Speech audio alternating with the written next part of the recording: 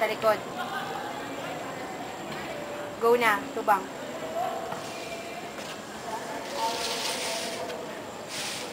Katubang sa camera. Ngayon mo. Tulok sa baba. Si Joseph naman. Ang katiin. Yan, tumay. Ang katiin. Kalain? Mas kalain? I-mute na lang nakaroon. Ano ba namang klaseng buhay to? Walang kakwenta-kwenta. Ayoko na! Huh? Huh? Nung bata pa ako, mahirap na kami. Ngayong matanda na ako, mahirap pa rin kami. Mukhang may tiriring atang itong asawa ko. Lydia, alam mo ba kung bakit mahirap tayo ngayon? Hindi. Uy, Hindi. Dahil kay Eva. Adan at Iba. dili ka, oh. Alam mo bang kung hindi kinain sana ni Adan yung mansanas na inalok ni Eva, hindi sana nagalit yung bathala tapos hindi sana sila pinaalis sa paraiso, right?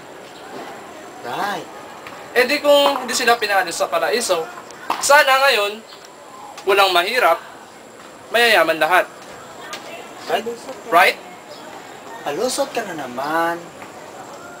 Bahala ka. Bahala ka.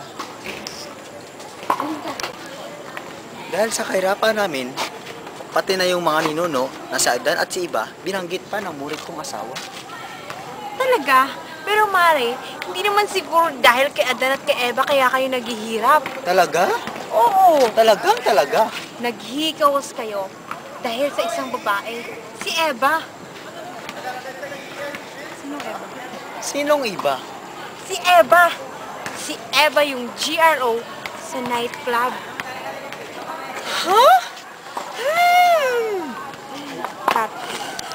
Alam mo, Eva, Ano yun? para kung mansanas na sarap-sarap ng gabi. Talaga? Alam mo, ang pogi-pogi mo. Sulit yung 500 na bigay ko sa'yo. Balik ka parati sa akin dito, ha? Marati kitang namimili. Ay, wow. Go. Ay, mga impacto. Eva. Ano ka ba? Bakit naman? Ayan. Hali kayo! Huli nga kami. Sino ka?